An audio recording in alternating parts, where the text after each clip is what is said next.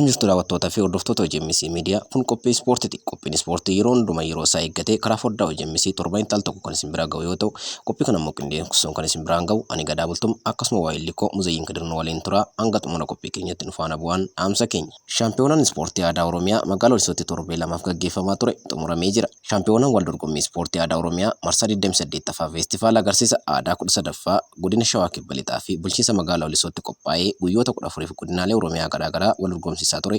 Guyyaa irraa goolabamuun ifoomee jira. Dorgommii ispoortii aadaa waliigala godina Shawaa Lixaa, agarsiisa feestivaala aadaan godina Arsii Lixaa, agarsiisa baniinsa godinni Shawaa Kibba Lixaa shaampiyoonaa ta'uun waancaa fudhataniiru. Sirna cufiinsa shaampiyoonaa ispoortii aadaa Oromiyaa magaalaa Holisootti gaggeeffamee tureen hooggantoonni olaanoon kan argaman yoo ta'u, naannoo Oromiyaa bakka bu'uun ispoortistoonni hundinuu calalamaniiru. Kaayyoon dorgommichaas ispoortiin aadaa bu'uura ispoortii ammayyaa akka ta'e agarsiisuuf akkasuma muuxannoo aadaalee godinaalee Oromiyaa wal jijjiiruuf ta'uun isaas ibsameera. Hodoo keenya birootiin dorgommiin kubbaa miilaa liigii tokkoffaa kilaboota Oromiyaa magaalaa Roobeetti gaggeeffamaa ture injifannoo kilaba magaalaa Dodolaan xumuramee jira. Dorgommiin kilaboota Oromiyaa liigii tokkoffaa guyyoota 20 bulchiinsa magaalaa Roobeetti taphatamaa ture. Kanarratti kilaboonni 12 kan hirmaatan yoo ta'u, qabxii waliigalaan bulchiinsi magaalaa Dodolaa tokkoffaa, Miiboon Roobee lammaffaa, kilabiin magaalaa Gobeessaa sadaffaa ba'uun badhaafamaniiru. Hoduma wal fakkaatuun gareen kubbaa miilaa biyyaalessa Itoophiyaa tapha ramaddii xumuraa Sanbata Liibiyaa waliin taphateen goolii 3-1 injifatameera. Gareen biyyaalessa Liibiyaa dursee dorgommichaan ala ta'us Itoophiyaan goolii 3-1 injifachuun qabxii 3 argateera. Aljeeriyaa fi Moozaambiik tapha mo'atanii darbuuf kan ga'an yoo ta'u, Itoophiyaan taphoota ramadichaa 3 taphatteen qabxii 1 argachuun sadarkaa 4ffaan xumuruun taphichaan ala ta'uun ishee ifoomeera. Gama birootiin ammoo kilabiin Komishinii Poolisii Oromiyaa Atileet Taamiraat Tolaaf gulantaa ittaanaa koomaandaraa kennee jira. Kilabiin Komishinii Poolisii Oromiyaa atileetota miseensota isaaf gulantaa garaagaraa kennuunsaa dhaga'ame. Saganticha irratti gargaartuun komishinara atileet Daraartuu Tulluu fi hooggantoonni biroonis argamaniiru jedhame.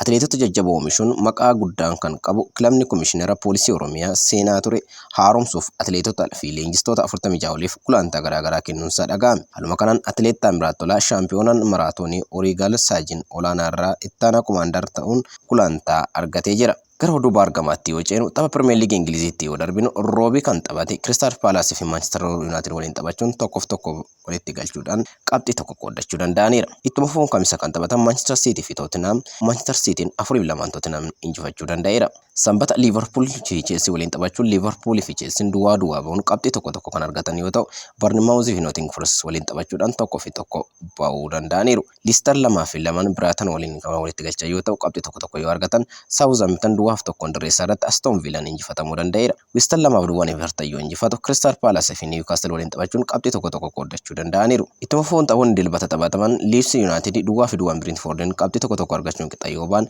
Manchester City 3-2 Wolves injifachuu danda'eera. Akkasuma Arsenal fi Manchester United waliin taphachuudhaan tapha cimaa jedhamee kan eegamaa ture torbee kana keessa Arsenal 3-2 Manchester United injifachuu danda'eera. Egaan dhaggeeffattoota keenya tapha kana irratti Arsenal fi Manchester City morkattoota isaanii kan injifatan yoo ta'u, Manchester City goolii 3-2 Wolves kan injifate, Arsenal ammoo Manchester United goolii 3-2 injifachuun dursummaa isaa yoo cimsatu, Leeds United fi Brentford immoo goolii malee qixa ba'aniiru. Taphoonni itti fufuun har'a taphataman yookaan wixata taphataman kun Fulham fi Tottenham sa'a 11 irratti kan waliin morkatan ta'u. Gara gabatee Pirimeer Liigiitti yoo darbinu, gara gabatee Pirimeer Liigii Ingiliziitiin Arsenaal qabxii 50 walitti qabachuun sadarkaa tokkoffaa, Manchester City 45 lammaffaa, Newcastle 39 sadaffaa, Manchester United 39 arfaffaa, Tottenham qabxii 33 walitti qabachuun sadarkaa 5ffaa irratti argamu. Bournemouth, Everton fi Southampton wal duraa duukaan kilaboota sadarkaa dhumaa irratti argamanidha. Egaan dhaggeeffattoota keenya oduu birootti yoo dabarru ammoo dureessa Saawudii tokko tapha Meesii fi Roonaaldoo walitti fide daawwachuuf $2 miliyoona 2 qabxii ja'a baasuun isaa dhaga'amee ture. Oduu birootiinis ammoo namichi karra eegaa Arsenaal duuban dhiitee himatamuun isaa dhaga'amee jira. Kanneen fi oduuwwan biroo Muzayyin Kadir akka itti qindeessee jira. Isa waliin turtii goonee walitti adeemnu hanga makiyyaan nagaatti.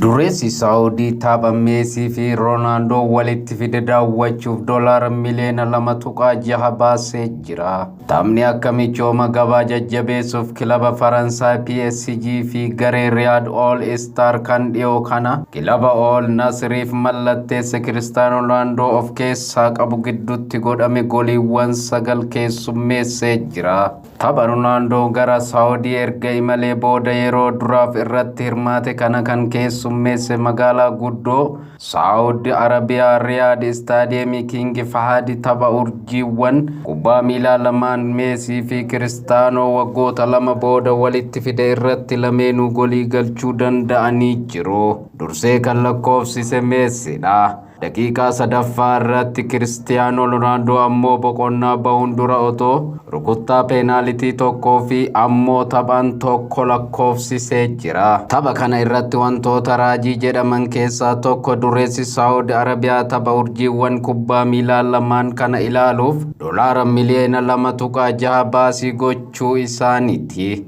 Abbaan qabeenyaa misooma riil isteetii irratti bobba'ee Mursheef Alkahaadiin calbaasii galiin isaa tola ooltummaaf akka oolu qophaa'e irratti tikeettii addaa tapha kanaan doolaara miliyoona 2.6 bitate.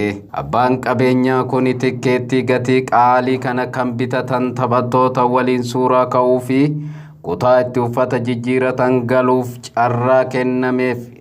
Alkahaadiin gaafiif deebii miidiyaalee waliin godheen namootni baasiin kun guddaadha jedhanii yaadu, ani garuu akka baay'ee ta'etti hin yaadu jedhe. Galanni kan Rabbii haa ta'u, namootni waggaatti kana caalaa gargaarsaaf kennan jiru jechuun calbaasii galiin isaa rakkattoota gargaaruuf oolu kana bitachuutti gammaduu hime. Kana gochuu danda'uu isaatti abbaa carraa akka ta'etti akka of ilaalus dubbate. Qopheessitoonni calbaasii kanaa tikeettii tokkoof doolaara miliyoona 2.6 baasii ta'uun riikaardii addunyaa akka ta'e galmee dinqisiisoo addunyaatti galmaa'uu akka malu dubbatan.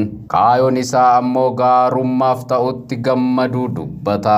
Ka'umsi calbaasii kanaa riyaala Saawudii miliyoona 1 kan ture ta'us dhumni isaa riyaala miliyoona 10 yookaan ammoo doolaara miliyoona 2.6 ta'ee jira. Tapha kana irratti Meesii fi Roonaandoon daqiiqaa 60 booda jijjiiramanii bahanii jiru. Tapha kana dhaabbatni mirgaa falmu Amnesty International Saawudii qabeensa mirgaa irratti yakka raawwatu kubbaa miilaan dhoksuuf yaalaa jirti jechuun himatee jira. Aangawoonni Saawudii ispoortistoota maqaa guddaatti gatii baatus xiyyeeffannoo qabiinsa mirgaa namaa irra jiru gara balleessuuf yaaluu jedha dhaabbatichi.